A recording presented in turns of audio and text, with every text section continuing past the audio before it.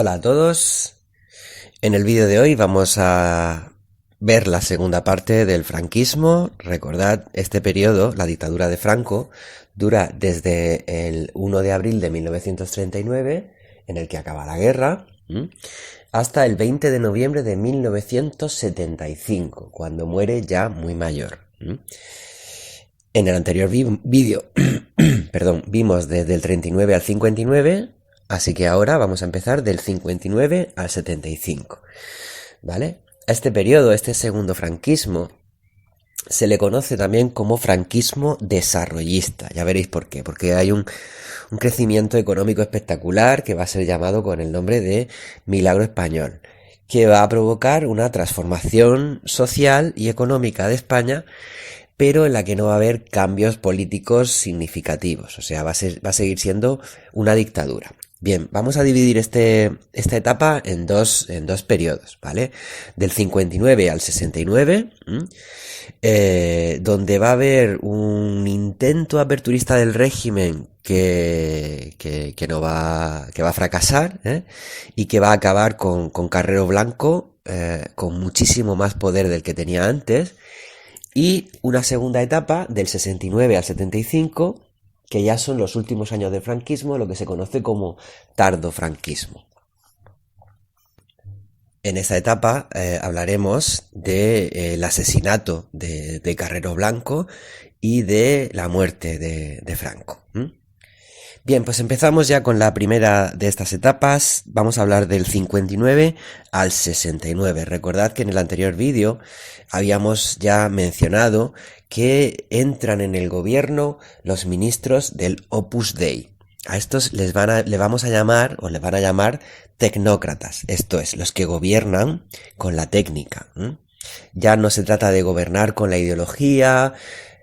Vamos a dejar atrás esta idea de intentar gobernar como un estado fascista, intervencionista en la economía, intentando esa locura que fue la autarquía. Esto es poder mantenernos sin comerciar con el exterior. Entonces los tecnócratas lo que van a hacer va a ser estabilizar y liberalizar la economía. Van a permitir que entre las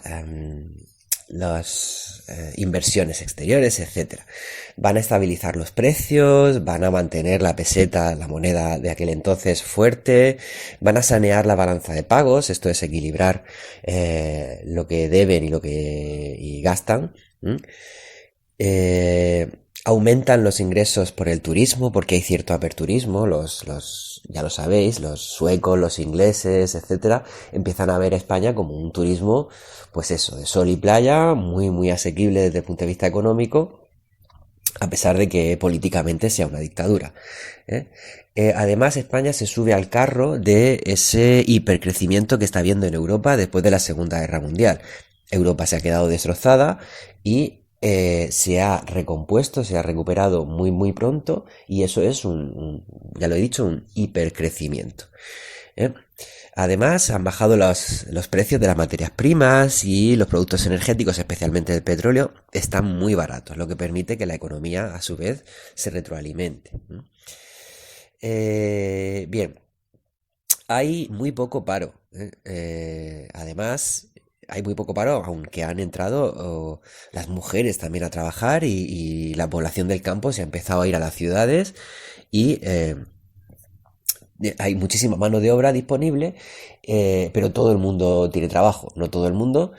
Y además hay facilidad para que la gente se vaya a otros países donde los sueldos son muchísimo más altos, como Suiza, Alemania, Francia, etcétera.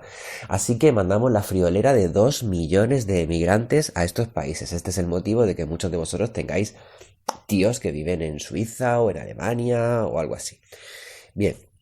Eh, este cambio estructural en la economía provocó que España dejara de ser un país agrario y se convirtiera en un país industrial. Este milagro económico español, para muchos, realmente fue a pesar del franquismo, no gracias a él, aunque siempre se han puesto la medalla de esto, de ser los capitanes de este milagro español. Para muchos fue simplemente una consecuencia natural de lo que había pasado después de estar la economía española 20 años parada. Bien, la sociedad española se fue pareciendo cada vez más a los de los ciudadanos europeos. Pues la gente tenía su coche, su tele, incluso se podía ir de vacaciones a la costa, etcétera. Pero estos cambios sociales no fueron acompañados por cambios políticos. Empezó un poquito, bueno, hablaremos después, cierta reactivación del movimiento obrero reivindicando un poquito la mejora de sus condiciones. Hay cierto aperturismo también muy tímido, como son la aprobación de las leyes de prensa e imprenta y la ley de libertad religiosa. La ley de prensa es una victoria de un ministro falangista, muy famoso después en la transición, porque es el fundador del Partido Popular, que es Manuel Fraga. Antiguamente se llamaba Alianza Popular, luego se convirtió en el Partido Popular, el actual de Pablo Casado. Y también tenemos la libertad religiosa, pero todas estas medidas aperturistas siempre controladas por el régimen. Son muy tímidas medidas, ¿vale?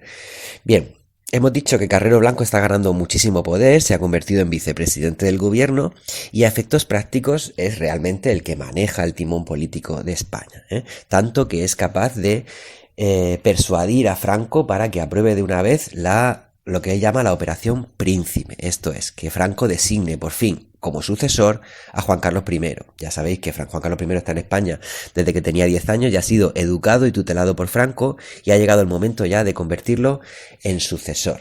España va a ser una monarquía sin rey hasta que muera Franco, porque es el jefe vitalicio del Estado, pero cuando muera Franco, el sucesor, el jefe del Estado, va a ser el legítimo rey de España, que es Juan Carlos I.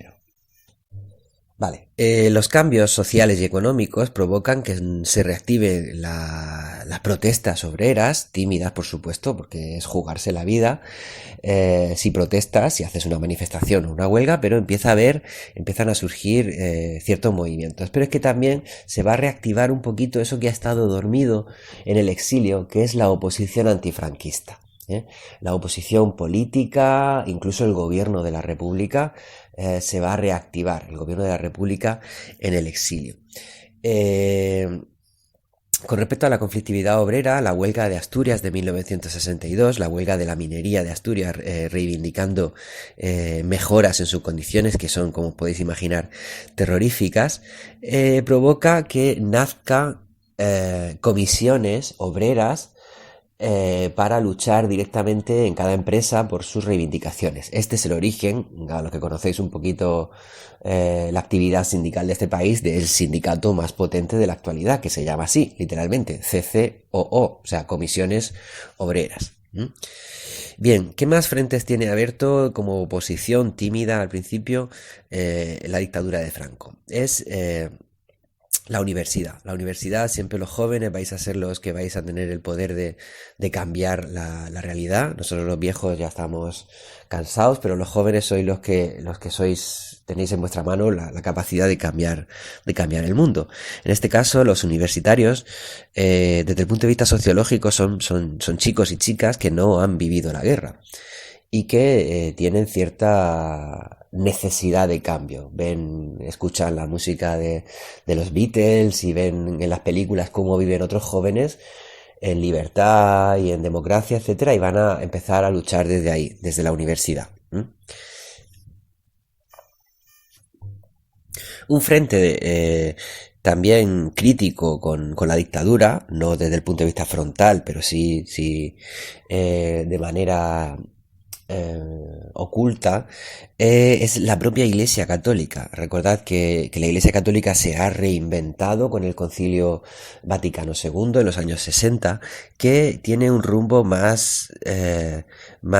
¿cómo decirlo? Más de ayuda al necesitado, más de comunidades, más de recuperar un poquito la esencia del cristianismo.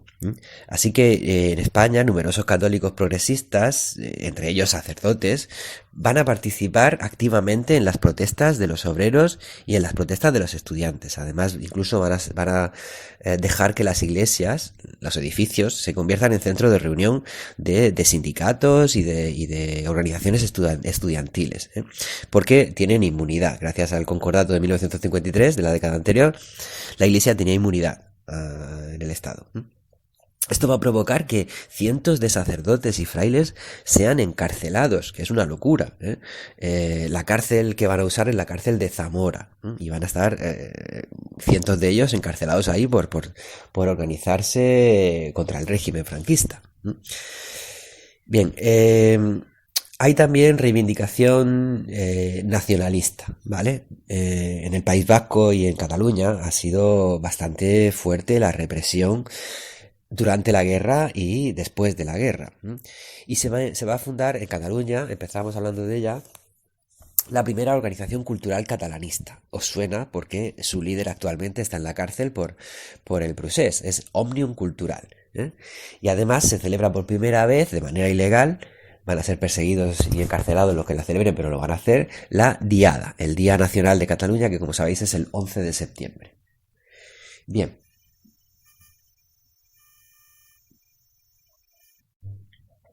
Con respecto al País Vasco, hay unas nuevas generaciones surgidas tras la guerra que están rechazando un poco el conformismo y la pasividad del PNV, el Partido Nacionalista Vasco, que está en el exilio, gobernando el País Vasco igual que la República en el exilio, y que quieren que haya una oposición más frontal y más directa frente a la represión del Estado por parte del pueblo vasco. Así nace en principio, partido nacionalista que se llama Euskadi da Askatasuna, esto es Patria Vasca o Euskadi y Libertad.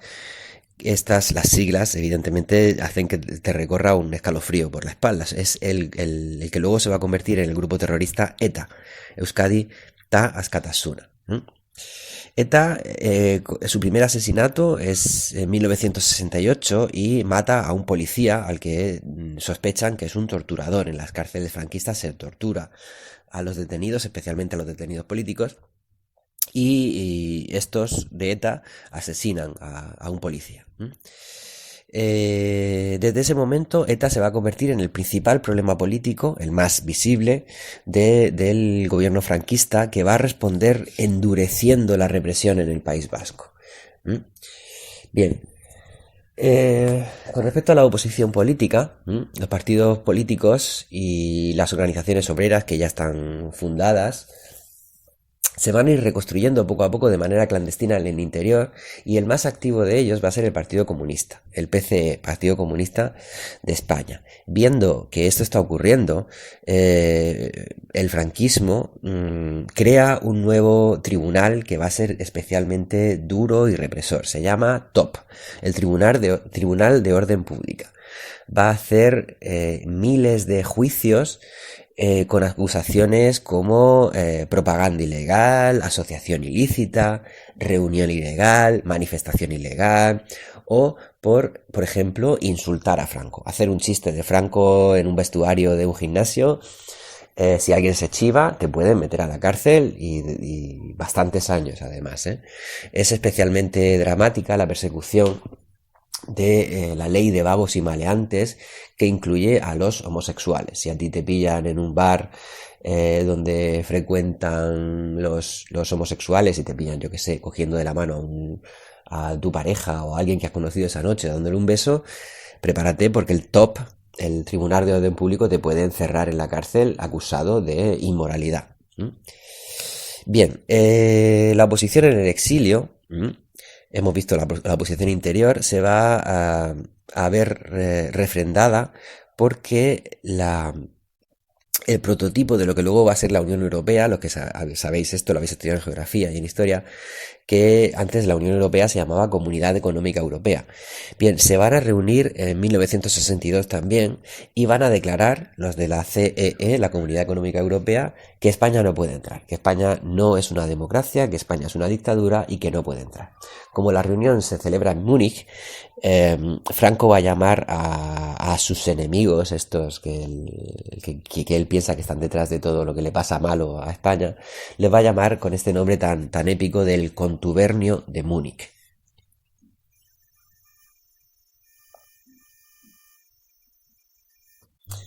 Bueno, vamos a pasar ya a la segunda fase de este periodo. Si hemos visto del 59 al 69, ahora vamos a ver del 69 al 75. Recordad, Franco muere el 20 de noviembre del 75. Vamos a empezar hablando diciendo que hay dentro del franquismo hay dos facciones. Están los aperturistas, como Manuel Fraga, del que hemos hablado ya, el de la ley de reforma de la prensa y de la libertad religiosa, y los inmovilistas, los que quieren que todo se quede como está, que no se mueva. Estos son representados por Carrero Blanco y también por los ministros del Opus Dei. A los inmovilistas se les va a llamar también ultras o, con un nombre muy gracioso, búnker. Un búnker es una fortaleza donde te defiendes, estás como enterrado en la tierra. O sea, significa esa idea de ultramontano. O sea, resistente a cualquier tipo de cambio. El búnker. Bueno, entonces tenemos los aperturistas y el búnker. Los del búnker, los inmovilistas, representados por Carrero Blanco, son los que realmente gobiernan en España y están perdiendo, por así decirlo, la partida frente a la creciente conflictividad laboral y estudiantil. Lo único que saben hacer frente a este deseo de cambio de la sociedad española, de los jóvenes y de los obreros, etcétera, es con más represión.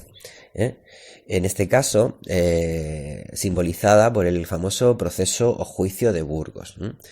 En 1970, 16 personas son detenidas por su presunta militancia en la banda terrorista ETA. Entre esas 16, hay 2 curas. Así que se les juzga con un consejo de guerra. Esto va a provocar en la sociedad española un movimiento de solidaridad y de repulsa frente a esta injusticia de este juicio tan manipulado, ellos consideran que es un montaje. Además, hay una campaña internacional de solidaridad con el pueblo vasco en particular, y con el rechazo al régimen en particular. Esto va a darle alas a los partidos políticos y sindicatos que o bien están clandestinos en el interior y bien tienen representación en el exterior también. Además va a provocar todavía más distanciamiento entre la Iglesia y el franquismo y Franco. Así que al final Franco va a conmutar, o sea, va a perdonar la pena de muerte, van a seguir encerrados estos presos de Burgos. Bien, estamos en 1973, Franco está muy mayor, tiene bastantes enfermedades, entre ellas la enfermedad de Parkinson, y Franco va a ceder la presidencia del gobierno, ha sido jefe del Estado y presidente del gobierno desde el 39, pero ya solamente se va a quedar como jefe del Estado y su presidente del gobierno va a ser, evidentemente, Carrero Blanco. Sin embargo, el gobierno de Carrero Blanco solo va a durar 6 meses. Como sabéis, su coche va un día por una calle del centro de Madrid y pasa por debajo de una alcantarilla donde ETA le ha puesto tal cantidad de goma 2, de explosivo, que su coche, que al pasar por delante, por encima de esa alcantarilla, el coche explota, o sea, la bomba explota y el coche salta y acaba, perdón, dentro de un patio interior de un edificio. Imaginaos el bote que pega el sol, el coche. O sea que el presidente del gobierno ha sido asesinado. Franco nombra como sucesor a otro miembro del partido del movimiento que se llama Carlos Arias Navarro, que va a intentar, no es un personaje nada carismático, que va a intentar encontrar un equilibrio entre los aperturistas y los inmovilistas y los del búnker. Vamos a citar un par de acontecimientos que ocurren en esta época que simbolizan muy bien el creciente rechazo al franquismo. En primer lugar, el arzobispo de Bilbao ha escrito una pastoral, esto es una carta a sus fieles, pidiendo la libertad del pueblo vasco, que se deje de reprimir y de perseguir al pueblo vasco. Franco va a reaccionar expulsando al arzobispo de España. Lo monta en un avión y lo echa de España. El Vaticano va a contestar insinuando la posibilidad de excomulgar a Franco, de, de, de, de quitarle uno de sus bienes más preciados, que es la asociación, por así decirlo, con el catolicismo y su fe. Franco es profundamente católico. Bien, el segundo lugar es el asesinato de un anarquista catalán que se llama Salvador Puig, acusado de la muerte de un policía. Este anarquista catalán va a ser ejecutado con nuestra guillotina española particular, que es el garrote vil, a pesar de las manifestaciones de protesta que ha habido por toda España y por todo el mundo. ¿eh? El Franco se está quedando solo en Europa porque ha caído en 74, después de la revolución de los claveles en Portugal, ha caído la dictadura salazarista, la de Salazar, que es la más antigua de Europa. En este momento Franco sufre una recaída de salud y es ingresado y va a delegar la jefatura del Estado en Juan Carlos I. Está ya muy débil, muy achacoso, parece que se va a morir, pero se recupera. Eh, a los pocos días de que Franco salga del hospital, un brutal atentado de ETA causa la muerte de 12 personas y hiere a más de 80. ETA ha puesto una bomba en la cafetería Rolando, se va a hacer famoso el atentado de la cafetería Rolando de Madrid, muy cerquita de la Puerta del Sol, que esta cafetería era frecuentada por policías de la Dirección General de Seguridad que estaba al lado. Los acontecimientos se están precipitando con una rapidez brutal. A mí me recuerda siempre estos últimos momentos, estos últimos días directamente del franquismo, me recuerdan un poquito a los últimos días antes del golpe de Estado de la República, donde el caos parece apropiarse de las calles. La oposición antifranquista está uniéndose, vamos a hablar un poquito de ella, en el exilio. Tenemos dos tipos de oposiciones antifranquistas. Una liderada, por así decirlo, por el PC, por el Partido Comunista de Santiago Carrillo, que se va a llamar la Junta Democrática, y otra más alejada del comunismo, que se llama la Plataforma de Convergencia Democrática. Esto, quedaos con estos dos nombres, la Junta Democrática y la Plataforma de Convergencia Democrática, porque cuando empecemos el tema de la transición veréis cómo se unen en un mix que ellos mismos llaman la Platajunta. Se van a unir esas dos facciones antifranquistas y de recuperación de la democracia en España para combatir con más fuerza, evidentemente. Por si fuera poco, el contexto internacional no ayuda. Sabéis que hay una crisis muy fuerte del petróleo en 1973, que se traduce en una crisis internacional el año siguiente, en el 74 y el 75, que hace que se dispare el paro en España, el desempleo, que aumenten las huelgas y las movilizaciones obreras y que Franco responde a estas manifestaciones con todavía más represión. En el caso del terrorismo, el 17 de septiembre del 75, o sea, un mes antes de morirse, son sentenciados a muerte 3 militantes de ETA y 8 militantes de otro grupo terrorista que se llama FRAP. Sentenciados a muerte en el 75, en un país europeo, la comunidad internacional se echa las manos a la cabeza. Hasta el propio Papa, Pablo VI, pide por favor clemencia a Franco. Franco decide que no se conmute la pena y que se les fusile. El recientemente fallecido cantautor Luis Eduardo Aute va a escribir una de sus más famosas canciones contando cómo son las horas previas de uno de estos presos al que van a asesinar al día siguiente, cuando salga el sol, esto es, al alba.